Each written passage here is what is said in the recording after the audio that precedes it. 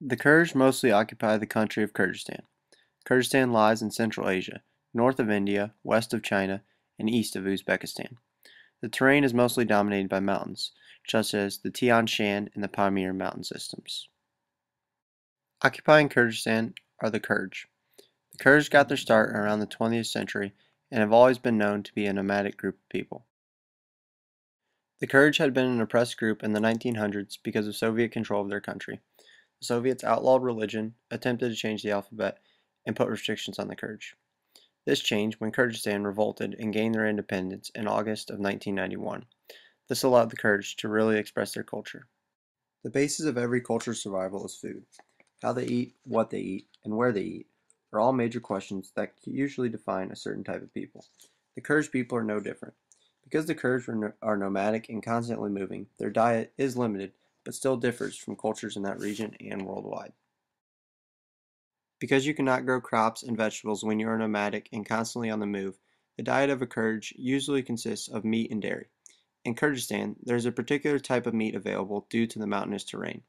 Lamb, horse, goat, and beef are all meats you can expect to find in a Kurd household. Yalar, which is a type of turkey that lives in the mountains, is also a wild game animal and consumed by many of the Kurds. Once the meat is killed and caught, that usually entails a way of preparation. In the Kurds culture, food dishes had certain and special meanings in connection with their rituals and holidays. Although they had ritual importance, that special meaning is now shrinking and becoming less of a priority as westernization is starting to influence Central Asia. These dishes that once had special meaning are now becoming the usual everyday dish, but still exclusive to the Kurds culture. Et azitari, a saying used to describe the food preparation of the Kurds, usually means that the meats are boiled, fried, grilled, or smoked in order to be edible. Another saying that translates to dried foodstuff is kulazik. This means to take any meat and dry and grind it into a fine powder in order to eventually add spices and grains, then mix with water. The Kurds find this water to be convenient and is typically seen in the hands of soldiers, shepherds, and even tourists. A large feast, known as Mehman Dostuk, meaning hospitality, is a common Kurdish tradition. This tradition takes place in the back of wherever it is, usually the farthest away from the front door. The feast begins like it would here in America, with appetizers, salads, and bread. Tea is often served along with cream, sugar, and milk. The first real meal is a type of soup.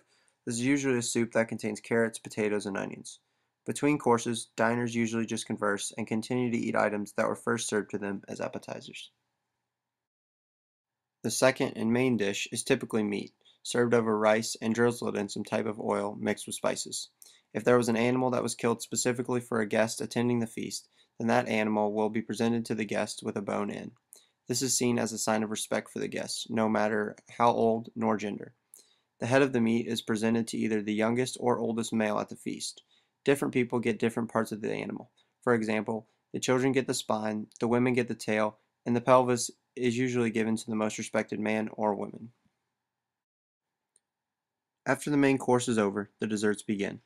Dessert consists of tea, sweets, bread, and fresh fruits. A toast to all the honored guests ends the feast. The final act that ends the feast is an act by everyone there. All participants raise their hands up and bring them down, while simultaneously saying Amen, which is Muslim for Amen. These feasts are very extravagant and can last several hours. Among the different types of food, preparation, and eating, you can clearly see how the Kurds differ in their cuisine from any modern society. Most, if not all, Kurds reside in Kyrgyzstan. Kyrgyzstan gained independence in August of 1991 from the Soviet Union. From independence to about 2010, a president ran Kyrgyzstan. This changed after they adopted a constitution in June of 2010, and the government was now under control of a parliament and prime minister. This set up Kyrgyzstan to be a parliamentary republic. The person that acts as president of Kyrgyzstan is now Almazbek Atambayev. The new parliament was set up in October of 2010 and consists of 120 deputies that are elected for 5 years. This legislative power is exercised through Jojorki Kingish.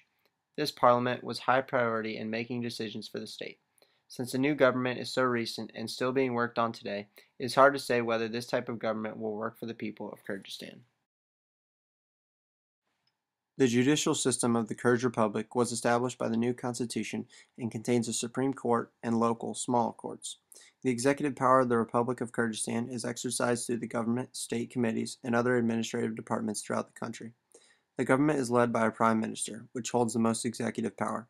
This different branches control 7 provinces or regions and 40 administrative districts.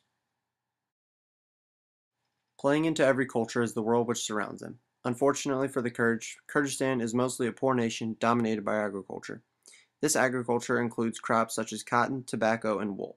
Tobacco and cotton are the only two, however, that are exported in large quantities. With only 2 big exports that don't necessarily entail huge value, Kyrgyzstan looks for other ways to stabilize their economy without exports. Gold exports support most of the economy, mainly derived from the Kumtor gold mine. Exporting gold was difficult at first but picked up in mid-1995. 10 years later, in 2005, the government tried to pick up the country and get some money flowing in the system. They initiated reforms to benefit the people and the government also. The reforms didn't work. Fiscal deficit widened and spending in crisis increased, furthermore damaging the infrastructure of the country.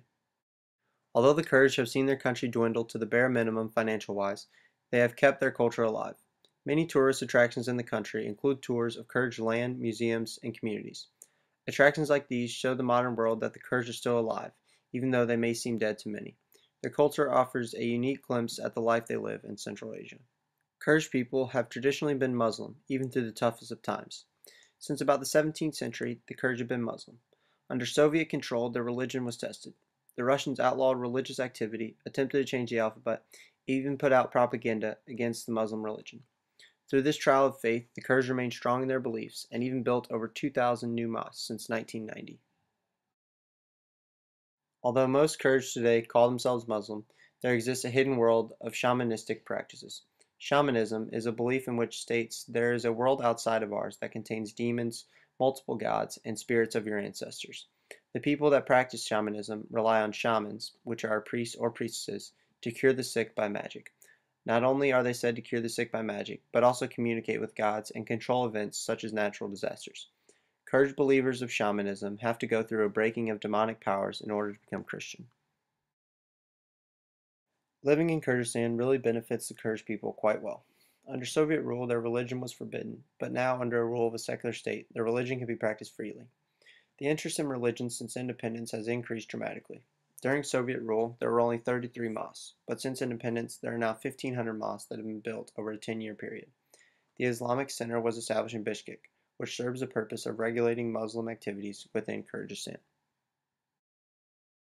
Each culture can be defined by how they dress and how they express themselves. These two categories are very distinct of the Kurds. Being nomadic, the Kurds need loose-fitting clothing to travel in.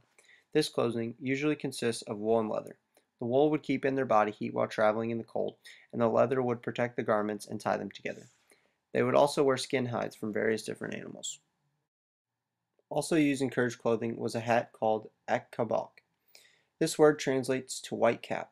This hat is used for both men and women and is usually worn with formal wear. A coat called a chapin is a heavy coat that has a high collar and is popular with both men and women. Covering the feet of the Kurds are usually high boots to protect their feet from the climate and the mountainous terrain. Even some Kurds go as far as to bring the arts to their home. A yurta, which is popular among some, is an easily transported tent that is decorated with carpet and strips of felt.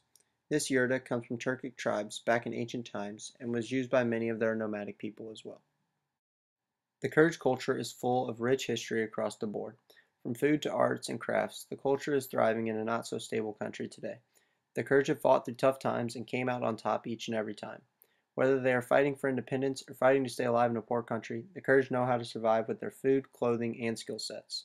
No matter what trials they may face, the Kurds will always have their faith and skills to rely on.